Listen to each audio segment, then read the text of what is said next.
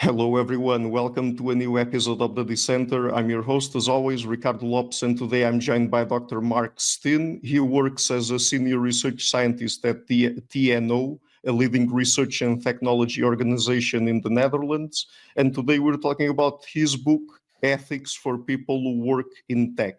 So, Dr. Steen, welcome to the show. It's a pleasure to everyone. Thanks for the invitation. It's a pleasure to be here. So tell us first, how do you approach ethics in your book? I mean, I guess that even a more basic question would be, what is ethics exactly? Yeah, so I've worked for 25 years in research and development in ICT and what we would currently call AI, data-driven innovation.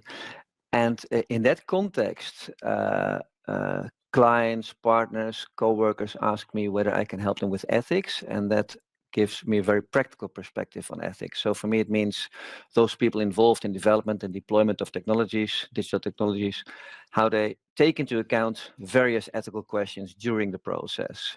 So it's very much a process approach to ethics, and you can contrast it if you want, if you will, with more like it's a bit of caricature, but with a checkbox approach, like did we do the privacy correctly? Did we do the bias correctly? All those topics appear also in this process approach of ethics, but much more in the form of conversations that people can have about these topics, deliberation, reflection, and then changing the products that they're working on based on their findings from those dialogues and reflections.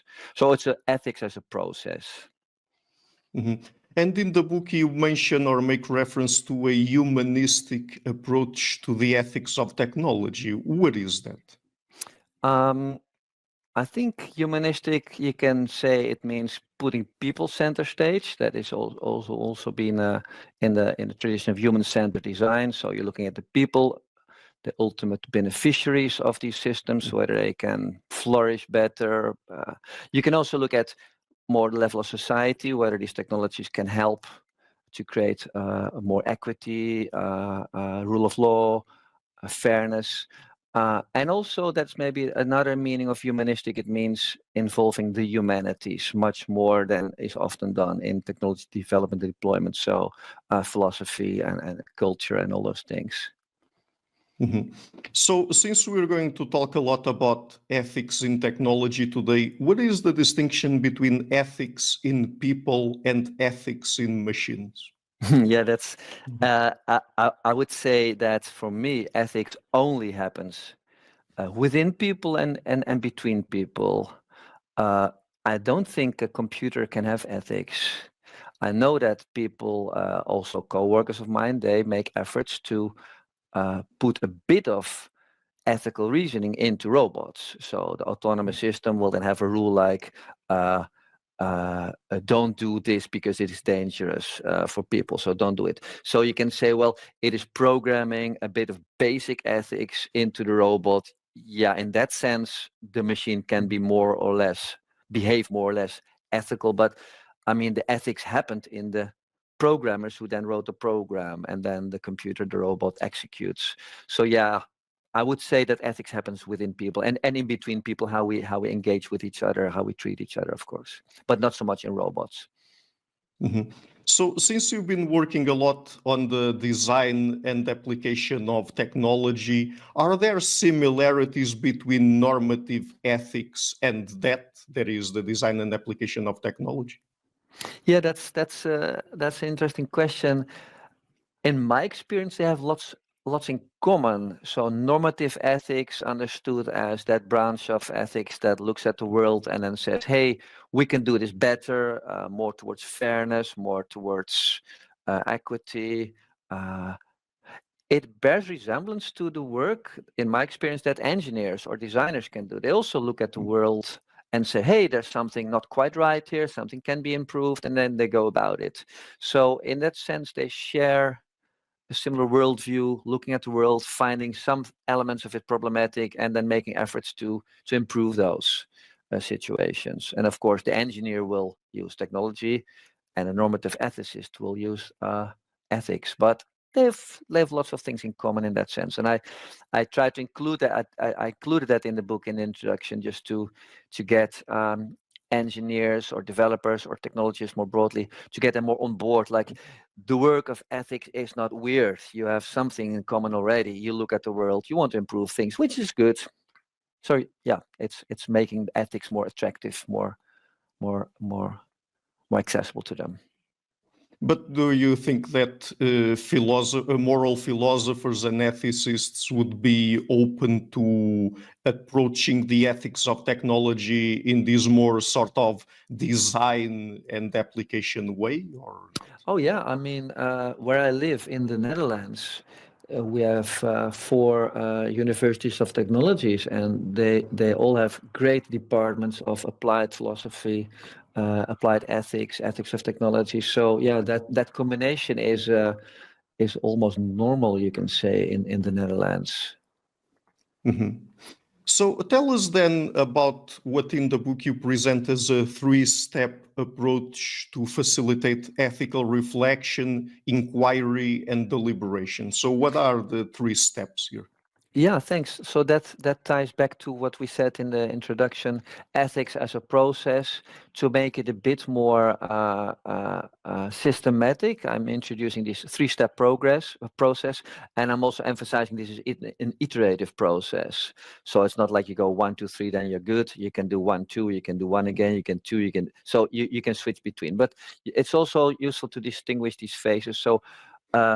Step 1, phase 1, is identifying those aspects, those topics, those issues that are or may become problematic in your project. So say a project team is working on fraud detection algorithm, well, then they can have a bit of reflection or brainstorming even what could go wrong. Well, bias, discrimination, the problem of transparency, the problem of false positives, where you accuse somebody and then they did not commit fraud.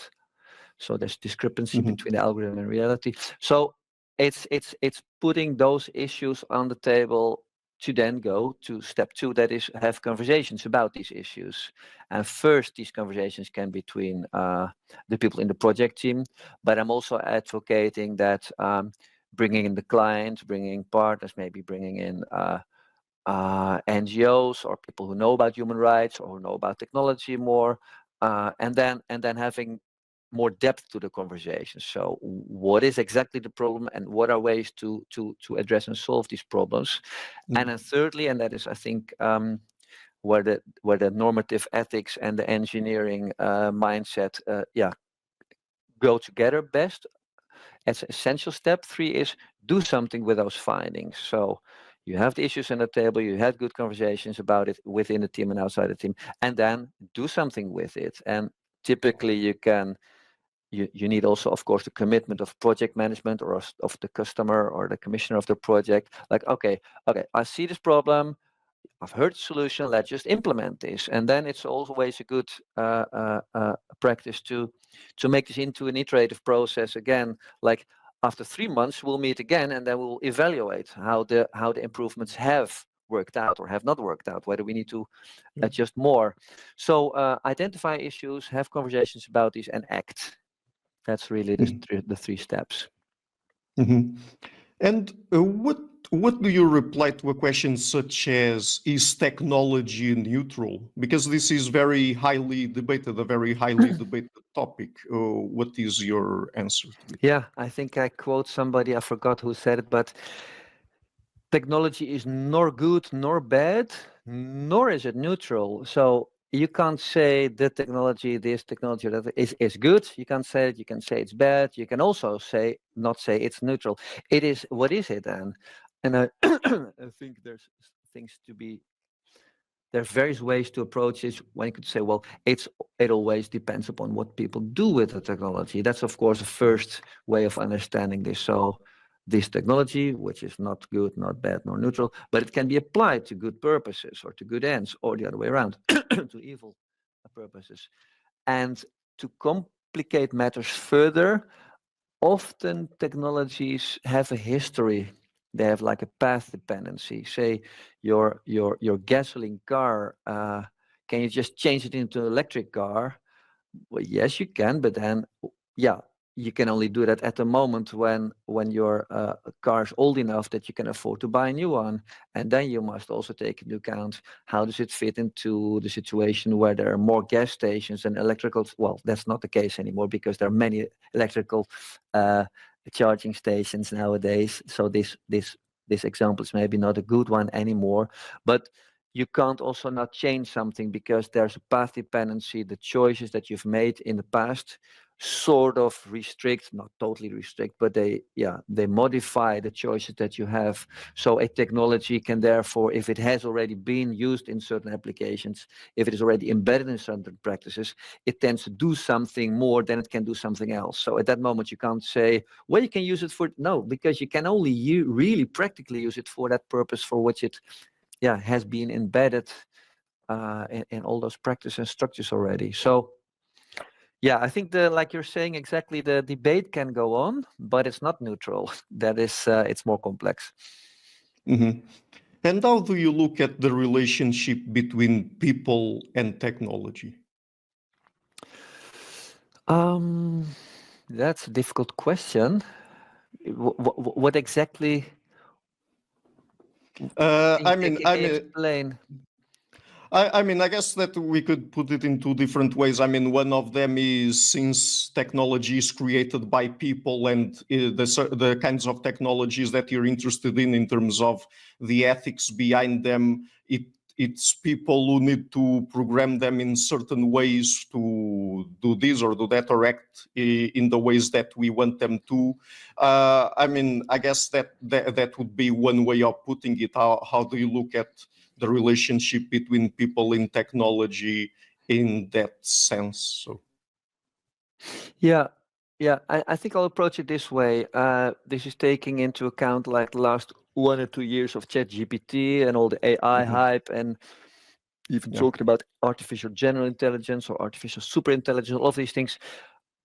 That's maybe a context in which I can say something that can maybe be useful.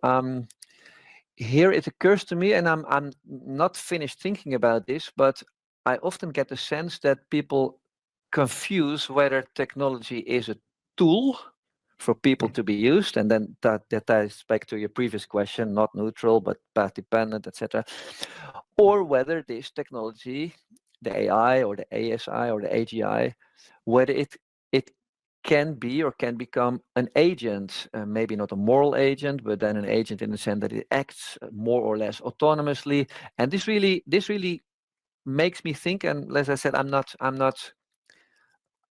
not decided yet, but I don't like the idea of a machine being autonomous in the sense that as if it is totally autonomous. There will always be a dependency, like you're saying.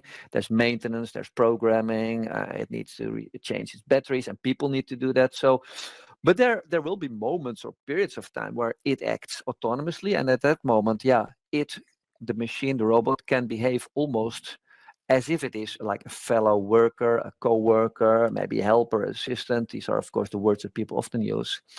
And at that moment, it's not really a tool anymore, not a tool like a shovel that you use to dig a hole. I mean, it's much more than that. So relationship between people and technology, and in this, I hope that people will remain like in charge, in control of the technology.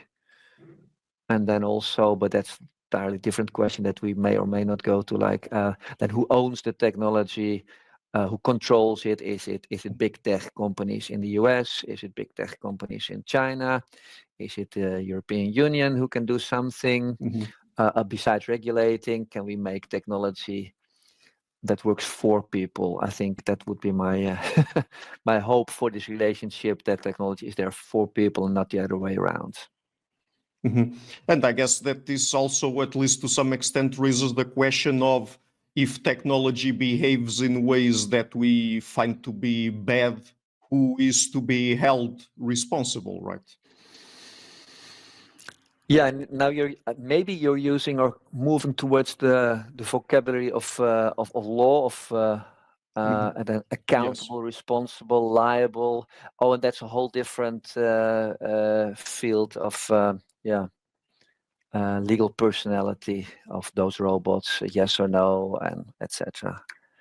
I'm not an expert on that, so maybe we should park that topic. Okay. So, and in the book, you also question what is value at a certain point. So, what is value actually, and what is technology specifically for? What do we expect to get from technology? Yeah, that's a nice question. So while writing the book, it occurred to me that people use value in various ways. And some people will associate value with value creation and associate that with market share and profits and yeah, like the financial or economic side of it. There's something to be said for that, but you can also understand value in a sense of what value does it have for society or for the public good. So that's a whole different vocabulary where it's more about justice, democracy. Even it can have or undermine a democracy. So I just think it is important when people use words like value. Let's create value. Is it valuable or not? That they make explicit. So what are we talking about? Are we talking about the financial side, economic side of it? Are we talking about societal, the public good, or the well-being side of value? And yeah, in that sense, both are options. I just think it needs to be clear what people are discussing. So it's not so much that one meaning of value from the ones you mentioned there would be better than the others in designing technology, but what's more important is for people to agree on what they want. Right. Yeah, that's maybe a sort of diplomatic answer, and indeed I gave that answer. But then if we associate it with what I said earlier on the humanistic approach and the technology serving people rather than the other way around, I think I can say that I would prioritize when you're talking to me. I would just find it more interesting to understand value in those second way, like what does it add to society, to democracy, to fairness, to people's daily lives, their well-being. And I know that companies must make a dose of profit. There must be a level of profitability for it to maintain its to continue to maintain its services and products. But it does not need to be, and this is maybe a political orientation of mine, to that extent where the big tech companies are just immensely, incomprehensibly. I mean, how many zeros are there in those market cap valuations? There's like billion, trillion. I mean, these are hard to comprehend. So yeah, value for me means more like the other way. So in the book, you get into three topics that you say regularly feature in discussions about ethics and technology, or the ethics of technology. Let's go through them all. So the first one is the trolley problem. So would you like to introduce what the trolley problem is and then why it's important in these discussions? Yeah, so it is from 1967. Philippa Foot introduced the trolley problem. It was not called the trolley problem. It later became known as the trolley problem. But it goes like this: you're standing near a railroad, or a trolley or a train, but that's a trolley. It was, of course, and it goes. If it continues to run, it will run over 4 people. However, there's also a switch in the track that you can control. And if you apply that switch in the track, it goes to an alternative track. And there it will kill 1 person. So then the question is, what would you do? Well, utilitarianism or consequentialism would say, well, 1 death is less evil than 4 deaths. So must apply the switch so that it only kills 1. And then they make it more complex. They say, well, there's also the same situation, but there's not a switch, but there's a bridge over the railroad, the track. and there's a person who is like a heavy body weight. So if you throw him down from the bridge onto the track, it will also the person will also stop the train. But that, of course, feels much more like murdering because you're pushing, whereas the switching of the track, the first scenario, is like the train killing it, and you're not really killing. So all of that is psychology, it's philosophy. People know this example very often when people talk about ethics and machines, machine ethics, and programming the ethics in the machine. What we had at the beginning of our conversation, people will say, "Well, the trolley problem," and I just got a little bit tired of that problem because it assumes that these questions can be solved mathematically by saying 1 is less than 4, so that option is better. And it is not taking into account so much. Well, it does take into account the psychology of it, but there's also human rights, there's deontology, there's relational ethics, there's virtue ethics. So all of those other types of ethics that we'll go into, I guess, later on are out of the picture, and it's just simplifying all of it. And even more, if I look at that thought, I know it's only a thought experiment, but if people treat it not as a thought experiment, but as a realistic situation that you can actually solve through computation and calculation, just do the numbers, then they're missing out the picture. And I have a background in industrial design engineering, so I'm a practical person. I can also think very much easily in solutions, alternatives, creativity, all of that. So I would say, well, can you also do another analysis where you ask, why did the brakes malfunction, and how is maintenance of the train organized, and is it possible to do something else? Can you just yell at the people on the track like, hey, watch out? Or can you, there are like 1,000 other things that you can ask on the problem definition side, or that you can explore on the solution finding side around that very much too simplistic thought experiment. And I just like to draw in all of that complexity and saying, well, the trolley problem is what it is. It's a thought experiment, but you must not use it as a realistic situation as if the computer can solve it, because reality is more difficult, and you must treat reality as difficult and as complex as it is. And later on, I published something that maybe if you have show notes, I can put it in, where I combine this more explicitly with systems thinking, the need to understand a problem and a situation in its complexity, and then address it. But then, do you think that the trolley problem, with all of those caveats and perhaps adding some of those other considerations that you mentioned there, is still a useful thought experiment in the ethics of technology, or not? Yes, it is. It can be used. So we'll later go on into like 4 ethical perspectives that I use that often people in ethics of technology use. And one of them is this consequentialism, where you look at the positives and the negative consequences, you compare them, you evaluate them, you choose. For that perspective, it makes sense to understand the basics of the trolley problem. Like, sometimes you must choose between something that's bad and something that's less bad. And then if you take into account the agency that you have, and if you take into account the moral implications of that agency, like switching is different from pushing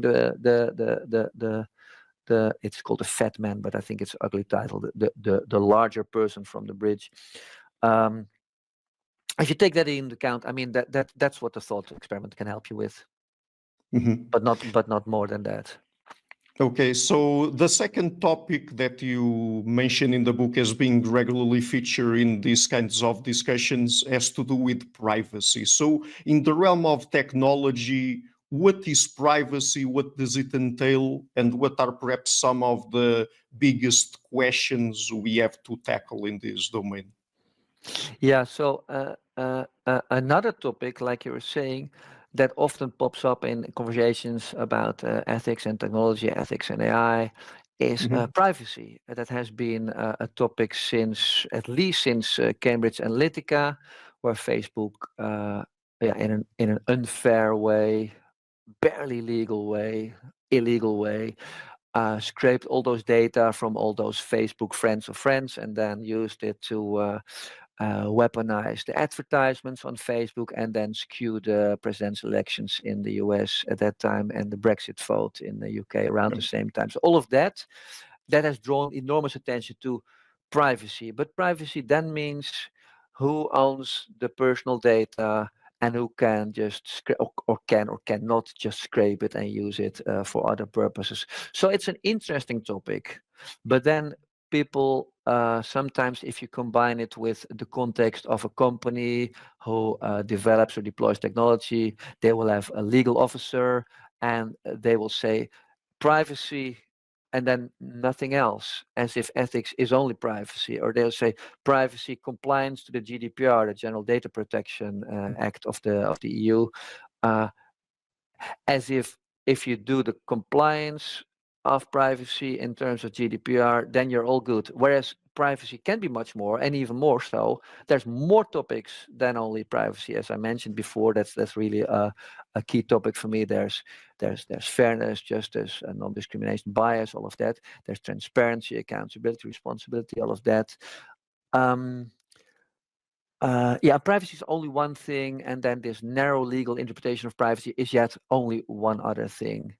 And if people want to know more about this, Carissa Feliz wrote a great book on it, Privacy is Power. Well, it's already in the title, where she sets up this argument that who owns the data has power. And then a big company can then even transform its economic power into political power. We've seen that recently in the activities of Elon Musk in the presidential elections in the US, where like economic power sort of equals financial power, sort of equals political power. And well, in Elon Musk's case, that is not necessarily directly tied to this privacy thing, but there are many other big tech companies who do this privacy thing. All of those businesses who thrive on ad revenues, of course, like Google's and Facebook. Meta, I should say, of course. Right. So the third topic has to do with responsibility. So how does responsibility apply to the ethics of technology specifically? Yeah, that's really the third term that often pops up even in vocabulary, like responsible innovation. I call my area of work responsible innovation, and then people say, well, can we do it responsibly? We can do this responsibly, responsible AI. So this word just pops up. And I was just looking for what does it mean? And then I found in the literature of ethics of technology, it is often understood as having two components, like a knowledge component and an action or control component. And what it means is a person, imagine a developer in a team working on this algorithm for fraud detection, he or she can be responsible, but can only be responsible to that level or to that extent or to that quality that they know about it, the knowledge component. So if they know about the current situation, how bad is the problem they're trying to solve, if they know about possible future situations, like how good is the algorithm, can they really improve the situation? So yeah, knowledge about it. If they don't have the knowledge, they cannot be really held responsible or and even more so not accountable for it. But if they know, then the responsibility sort of grows with it. So the more knowledge you have, the more responsible you are. The same for the control or the what's the other word? Control or action? What's it do it? I'm forgetting it. But anyways, the amount or the type of control that this person has over the situation.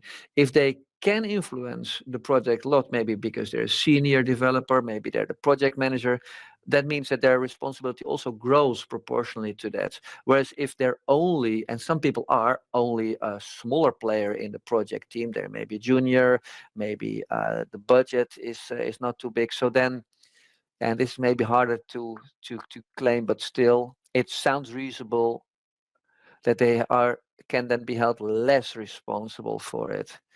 But now that I'm saying it, it sounds like you can buy your get out of jail card very easily by just claiming, but I'm only a small player.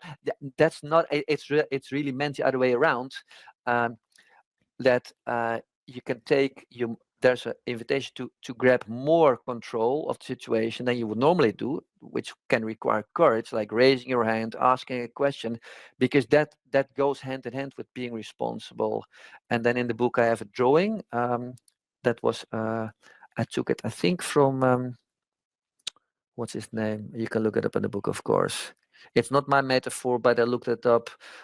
climbers, rock climbers, they do it where they go up climbing, and this is also, they go from knowledge to control to knowledge to control. So it's an invitation for people to improve their responsibility, first by raising their knowledge about the situation, secondly by trying to get more agency, raising their hands, applying courage, and then that will give them more knowledge, and that will give them more control. So it's an invitation to be more responsible in that sense. It's certainly not what I just said a couple of minutes ago, invitation to claim the other way around. I know little, I'm just a small player, I can't be held responsible. It's really the other way around. So let's get then into the 4 different ethical perspectives that you present in the book. I mean, you talk about consequentialism, deontology, relational ethics, and virtue ethics. Tell us about each of them. Let's start with consequentialism. Yes, thanks. So the first 2 are relatively easily, I found out. This third and fourth one are more innovative for some people's expectations. The context in which I use this is I have developed a workshop format, rapid ethical deliberation, and I call it rapid because it just sounds like it doesn't take ages. That's correct. You can do it in 2 hours. Of course, after 2 hours, you don't know everything. You are invited to do it again and again. It's an iterative process again. And I found that this first perspective, consequentialism, is relatively easy for people to get into. It's the mindset of imagining the product that you're working on, it being out in the world, it having effects, it's having consequences, and then relatively simply making a list of the good things that can happen and the bad things that can happen if you do this, option A, and for option B, which can also be not doing option A, but let's say you have A and B, and then for B also making the pluses and the minuses, and then out of it will come often a direction like B is better because it has less or smaller disadvantages, or it has more or larger advantages. So that appeals very much to anybody with a technology background because it's very comparable to an engineering mindset where you have 2 options. You just look at how good are they. Well, that one's better, so we do it. So that first one is consequentialism is relatively straightforward. It has its drawbacks.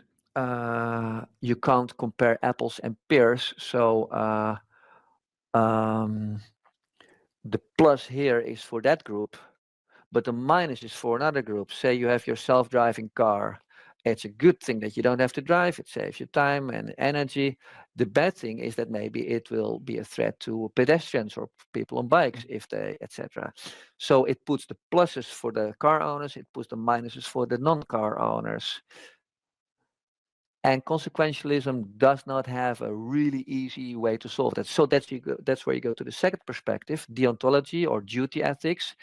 It puts center stage the duties that people have and the rights that people have. And typically, schematically, the duties will lie with the people involved in development and deployment of technology, the people who make the algorithm, the people who deploy the algorithm or the electric car. And the rights are often on the side of the people implied suffering the consequences on the receiving end of it. And they will have fundamental rights, human rights. And that ethical perspective gives you a much more principled outlook, like, no, I don't care so much about the pluses and minuses. There's just this fundamental right, and you can't violate that, no matter how many pluses for that actor in financial sense that are there. Because in the vocabulary of duty ethics, you're not looking at pluses and minuses, they're something else. You're looking at people's rights, and they will trump other things. So that perspective appeals very much to people with a legal background, because of course they know about compliance, which is an obligation, and know about human rights, which is the rights side. So those 2 perspectives are relatively easy for people. And then I go to the third one, which is relational ethics. And in the book I explain that I use that as an umbrella term. Also ethics of care or care ethics or feminist ethics.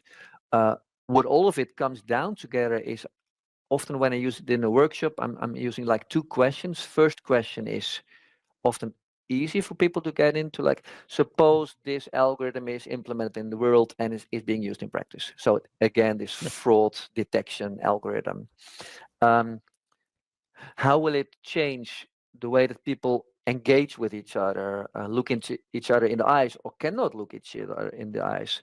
Will the tax inspector use the algorithm? Will they view the person as a number or as a person with of flesh and blood, so to say?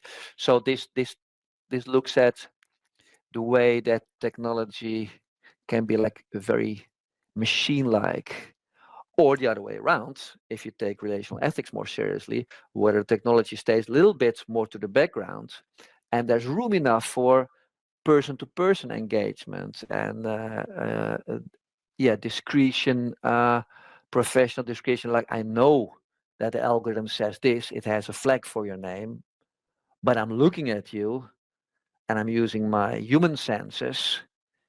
So this is again ties back to what we said earlier, like then the technology is only a tool for me, but I can, if I'm the tax inspector using the fraud detection algorithm, I pay more attention to my human sensitivity and capabilities to do discretion. So that's one question in relational ethics. Second one is that's more abstract, but people also get it easily. But it's abstract in the sense it goes up a couple of levels. It looks at power. So if this system is there, what happens to power? Do the bureaucrats become more powerful, or do the citizens become more powerful? And in that sense, that's why I mentioned it. It has connections to feminist critique. So it's feminist ethics in that sense. And lastly, for relational ethics, it looks at care and justice. And justice is the thing that's very much in this duty ethics, like rights and human rights are very much associated with justice. But there's also care, and then relational ethics will say care cannot do without justice, just like justice cannot do without care. So it's drawing attention to those dimensions.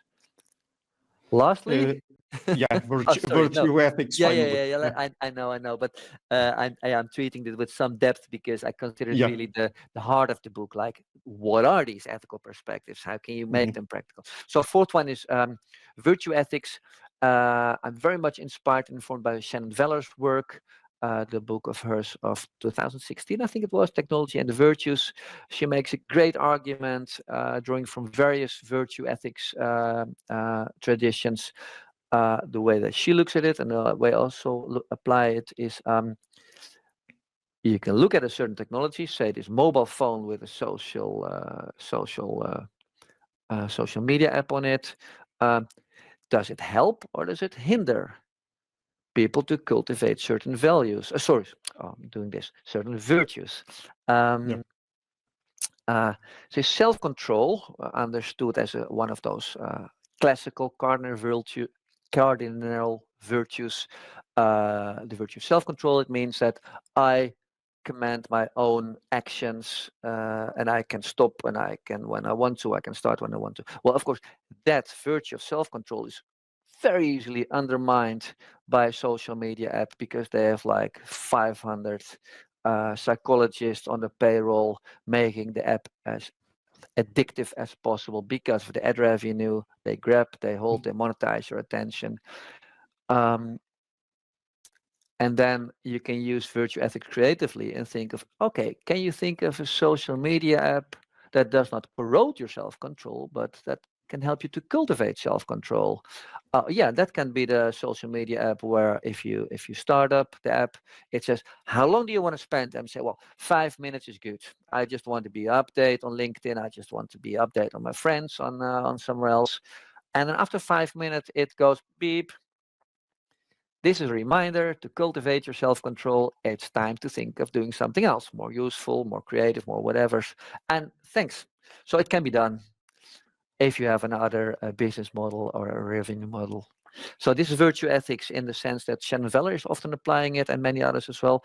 And I'm adding like one sort of layer to it, looking at the virtues that the developers and the people involved in developing deployment of technology will need. So if you want as a development team your algorithm to not discriminate, if you want it to be fair without bias, then well, very easily you can imagine that those people will then have to cultivate within themselves the virtue of fairness or of justice, being sensitive to things going like in a weird direction, combined often with courage, raising your hand, asking questions, combined with wisdom, which is also a cardinal virtue, seeing things more clearly, using discretion. So those are the four ethical perspectives that are often used, and I make them very practical in the book. Okay, so let me ask you a few follow-up questions about these four ethical perspectives. So, do you think that they are, I mean, how should we approach them when it comes to designing technology? Are they all viable? Should the four of them always be considered? Do you think that one of them is better than the others? How basically should people who work in ethics think about and apply these four different perspectives? Yeah, it's an excellent question. Thanks. My invitation would be to use all four of them and to use them like in parallel, but not really in parallel, but like serial, like 20 minutes this, 20 minutes that, 20. So you can do it within 1 or 2 hours, 2 hours more likely. Why am I inviting people to look at all four perspectives? It's just because they complement each other so beautifully. It would be silly not to look at the pluses and minuses. Yeah, but it would also be silly to not look at human rights. Yeah, but it would also be silly not to look at power and how it changed relationships. Yeah, so all of them are viable. Having said that, in my experience, it works best if you also isolate them, because it's like the language. You're Portuguese speaking, I'm Dutch speaking, we're now talking English, so we're finding ways to communicate. And if in the middle of this sentence I will change the language, it will be harder for you to follow. So in the midst of a discussion of pluses and minuses, it's good to remain in that mindset, the pluses and minuses mindset of consequentialism. And then people can say human rights something, and then I found out that's a good topic. We'll park it for later, for the next part of the agenda. And then we do fully all of the obligations, the law, compliance, human rights, all of that. And then if somebody says plus and minus, yeah, that's a good idea, but we don't we give the full floor to that perspective for as long as we want, let's say 20 minutes, so we can really dive into that perspective. And this is again my recommendation, to make all of these conversations more explicit. So what are we talking about? Is it pluses and minuses? Are you now saying it's good for profit? I mean, it's perfectly practical. If somebody says, well, this option is better because it gives us profitability, economic, you can do that. But if somebody says human rights, that's also a great topic, but a different topic with a different perspective. So making things explicit, and also making careful in a sense that don't confuse those perspectives, because then it will be a messy dialogue. Having said that, the first two, so consequentialism and duty ethics, are, as I suggested before, relatively easy for people to get into. That's also why I start workshops with those, and then we're good, and then we're halfway, and then I make the somewhat more complex ones, like the relational ethics. By the way, I don't say feminist, I don't say care, I just pose the questions like, how would it change interactions between people? What does it do to power? So they don't need the theoretical background. So you were saying, are they all needed? Yes, they're all needed. Do I have a preference? Not really. However, given the situation that people are already very often doing consequentialism and duty ethics, my favorite ones are the relational ethics and the virtue ethics, because they're often relatively new to people, and it adds something to their vocabulary and to their sensitivity. So next workshop they can say, yeah, but we can also imagine it having influence on people's virtues and their flourishing. And then I think, well, that's great. You would not have been able to say that if we had not also spent some time on that ethical perspective. Right. But for example, if we're dealing with different types of technologies that someone is designing, would different ethical perspectives apply to different kinds of technologies better than the others? Or, for example, if we're dealing with a specific ethical problem that we are trying to solve in designing a specific kind of technology, is it that one of them is better than the others, or should we always try to apply all four of them? Yeah, I think it's a relevant question. People have asked me also, do we need all four? Yeah, we need all four, but then in practice, it often happens that one or two of them get most of the attention. Often because that is just the application or the system or the product or the service they're working on.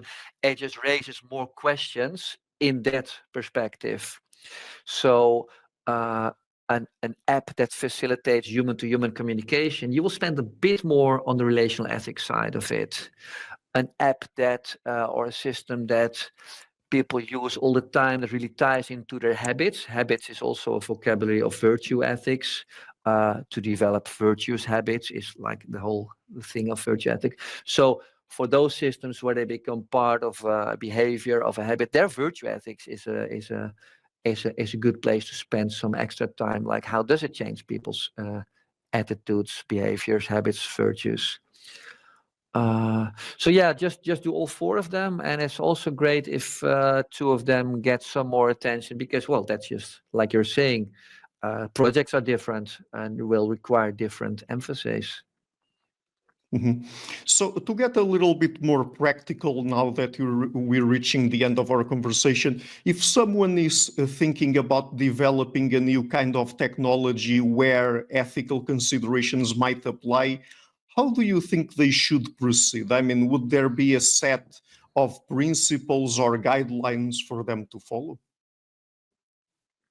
If they just want to get started, Mhm. I've made a canvas. So that's a big piece of paper with a handful of questions for each of those four perspectives written on them, and I've used it often in workshops. It starts with in the middle of the drawing of the canvas is like a blank circle, and I think it's good to, because you're saying where do you start. I always advise people to start with the thing they're working on, to put that center stage. So, okay, what is then the algorithm that you're working on? Tell me in somewhat practical detail and with some specificity, who uses it, how do they use it, what then happens, who then gets the consequences from what happens. Just tell me, what does it do? And that's then the starting point for the discussion. And technology-oriented people love that, I found, because it makes it practical, because the first 5 or 10 minutes of each workshop is just filled with their project. It is their project. Also, the workshop is their project. But it's just a good starting point. And what it helps people to do critically is that it makes all the conversations after that much more practical, because you can't say, okay, suppose that we don't do it the first step, or we just say, well, there's the project, fraud detection, something, well, it doesn't matter the details, we'll just talk about ethics. Yeah, then people will stare at each other like, yeah, something fairness, something bias. But then the conversation just drops on the ground. It falls flat. Yeah. Whereas if they had spent 5 or 10 minutes at the start, okay, this is the data that go into it. These are the databases that we're using. So these are the biases that are in there. This is how the algorithm works. These are the false positives. These are the false negatives. This is what then happens. This is the process organized around it. Is there slack? Is there maneuver room for the inspector person to use their own discretion against the algorithm? Can they do pushback? Is there a feedback mechanism envisioned? Is it being evaluated? So all of it. Tell me all the details. Okay, now we're good. Now we can start. And then all the dialogues after that are much more informed and much more detailed. So your question, where do you start? Well, with the project and its details and its specificity, and then you let loose the 4 perspectives. Mm-hmm. And then finally, I wanted to ask you about 3 different methods that you present toward the end of your book. One is human-centered design, the second one, value-sensitive design, and the third one, responsible innovation. So tell us a little bit about them. What are these 3 different methods, how they apply, and things like that? Yeah, great. Yeah, that's indeed the last bit of the book. What I do there is I look at 3 traditions, if you like, that are already there. And so my argument is then, don't waste your time on setting up something ethical. Just look at what is already there. Maybe people are doing human-centered design already, or value-centered design already, or responsible innovation already. And I will go into all of 3 of them. But the mechanism that I want to recommend is just look at the practices that are already there, and then add ethics just to it. Because otherwise it puts too much pressure on the on having to organize an entirely new and different pros. No, don't do that. Just take what's there. So human-centered design is broadly the approach where the developers talk to potential future end users, maybe in focus groups, maybe in usability testing, maybe in user experience testing, all of that. And it's very, not very, but it's relatively easy to just add to that the 4 types of questions from the 4 ethical perspectives in the focus group, in the usability testing. And then more practically, human-centered design, if you look at it, there's an ISO norm for it. It is already iterative, so that's good. And it is already participative in the sense that you invite the potential future end users to collaborate, but also you're asking experts. And then you would now add also maybe a human rights expert or an NGO person to talk about human rights just to the team. So it's acknowledging human-centered design is already halfway great. You're already putting people and their experiences center stage. It is already iterative. It is already participatory. So just add ethics to it and you're good. Another approach that I mentioned is value-sensitive design. It came also from industry. It recommends identifying those values that are potentially at stake in this project, and then inviting stakeholders around the table to talk about these values, and then having a decision mechanism to make choices like, okay, so this is the value that we will prioritize and we will want to prioritize. And then secondly, how do we do that? How do we develop the technology or modify the technology or the app or the system in such ways that indeed that value that we want to improve is improved?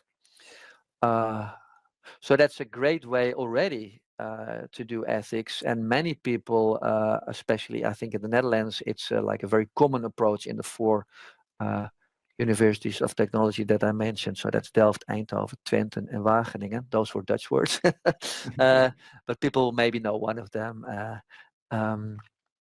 They do often something very akin to value-sensitive design. They can also do it design for values, which is acknowledging that during the design process you can do it such and such that the values are promoted rather than corroded. Now, between parentheses, I can add a bit of critique on value-sensitive design, because sometimes I've seen that it is difficult for people to become practical with the value. Say we're having a discussion. Well, justice is good, right? Fairness is good, right? Yeah, but we don't agree. Nobody will. Very few people will disagree on that. So how do you then decide what it means very practically in the project? So I found that talking about virtues can sometimes help people to have a more practical approach to the system. So fraud detection thing again, or the social media app again, the values are like, yeah, we agree on them relatively easily. But then what happens practically in terms of what are people's habits and traits and virtues? How do they change? And that I'm not the only one. There are a couple of other authors also there saying like something like virtue sensitive design, or people are saying capability sensitive design. I will not go into that, but capability approach is akin to virtue ethics. So it's a way of making the values, which have a risk of remaining a bit abstract, of making them more practical. And thirdly, responsible innovation. I'm not sure whether people in industry will recognize all of the vocabulary that goes together with responsible innovation. Maybe responsible innovation is more like an academic term, but some of the elements I think will be very people will be familiar with them in industry. So there are 4 of them often: anticipation, responsiveness, inclusion, and reflexivity. And I can say just a little bit about them, but the thing is that if in industry people are imagining future consequences or outcomes, they're doing anticipation. And then if they want to act upon it, they're doing responsiveness. So it's really a recommendation to bake some bit more of that into your projects. Just think about what could go wrong, but also the other way around, what could go enormously successful, which can cause its own problems, weirdly enough. Third one of those is diversity and inclusion, and I like that dimension a lot. I'm associating it also with the participatory aspect of it, what I said before. So rather than having only the technology-oriented project team members discuss those topics, doing the ethics, practical workshops, what I said, it's just more advantageous to invite other people with other backgrounds. Notoriously, many of the products that come out of Silicon Valley look like they've been designed by white, rich, 30-ish people. And maybe they are. I think they are. Had they included in their project teams, I don't know, older people, people of color, people who are not affluent, other concerns would have been on the table potentially and would have been taken into account. So this is just a big recommendation to, if possible, if relevant, make the project team and the interactions that you have just a bit more or a lot more diverse and inclusive of those concerns and those perspectives that otherwise remain out of sight. Fourth one of responsible innovation is reflexivity. In short, it just means be aware of what you're doing. Mm-hmm. Don't think that other people will solve the problem that you're looking at, because no, you're the person who's looking at it. So be aware of that and just try to improve it. Great. So the book is again Ethics for People Who Work in Tech. I'm leaving a link to it in the description of the interview. And Dr. Steen, just before we go, apart from the book, are there any places on the internet you would like to mention where people can find you and your work? Yeah, thanks for the question. So the book has a website associated to it. It's simply called Ethics for People Who Work in Tech.com. And the great thing of that website is you can find lots of resources there. So the good thing is buy the book, but the less good thing, but still great, is if you just go there and look at shorter articles, essays. I have a sort of annotated online resources for each chapter. So on the go, you can just have a listen to a podcast here or there, or a short YouTube video to just also explain the things that are in the book. It's just to make it more accessible to people. Mm-hmm. Oh, and Marc Steen, M-A-R-C, Steen at, .nl, that's the Netherlands. That's my personal, where all my academic stuff is. Okay, great. So thank you so much again for coming on the show. It's been a real pleasure to talk with you. Thanks a lot for the invitation. I enjoyed it a lot. Thanks, Ricardo. Hi guys, thank you for watching this interview until the end. If you liked it, please share it, leave a like and hit the subscription button. This show is brought to you by Enlights, learning and development done differently. Check their website at enlights.com, and also please consider supporting the show on Patreon or PayPal. I would also like to give a huge thank you to my main patrons and PayPal supporters: Per Ergo Larsen, Jerry Mullerens, Frederick Sunda, Bernardo Seixas, Olaf Alex, Adam Kessel, Matthew Whittingboard, Arno Wolf, Tim Hollis, Eric Alenia, John Connors, Philip Forrest Connolly, Dan Demetri, Robert Windiger, Rui Inácio, Zup, Marco Neves, Colin Holbrook, Phil Kavanagh, Michael Stormir, Samuel André, Francis Forte, Tiago Nunes, Fergal Cossen, Hal Herzog, Nuno Machado, Jonathan Labyrinth, João Linhares, Stantantia, Samuel Correia, Eric Hines, Mark Smith, João Eira, Tom Hummel, Sardas France, David Sloan Wilson, Yacila Dez Araújo, Romain Roach, Diego Londonho Correia, Yannick Punter, Adana Rusmani, Charlotte Bliss, Nicole Barbaro, Adam Hunt, Pavlo Stasevski, Nelek Bach, Guy Madison, Gary G. Alman, Sam Afzal, Adrian Yeager, Paul Tolentino, João Barbosa, Julian Price, Edward Hall, Edin Bronner, Douglas Fry, Franca Bortolotti, Gabriel Ponce Cortez, Ursula Litsky, Scott, Zachary Fish, Tim Duffy, Sonny Smith, John Wiseman, Daniel Friedman, William Buckner, Paul George Arnaud,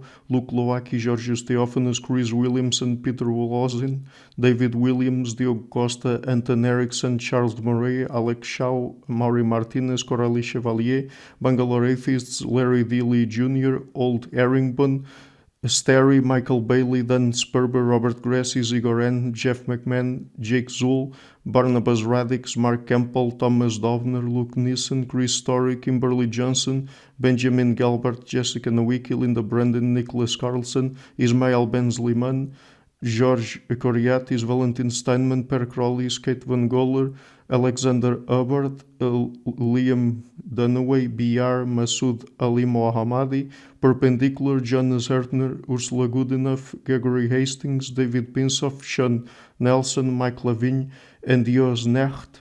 A special thanks to my producers: Isar Webb, Jim Frank, Lucas Stafiniak, Tom Vanagdam, Bernard Ugnik, Curtis Dixon, Benedict Mueller, Thomas Trumbull, Catherine and Patrick Tobin, Giancarlo Montenegro, Alnick Ortiz, and Nick Golden, and to my executive producers Matthew Lavender, Sergio Quadriano, Bogdan Kanivets, and Rosie. Thank you for all.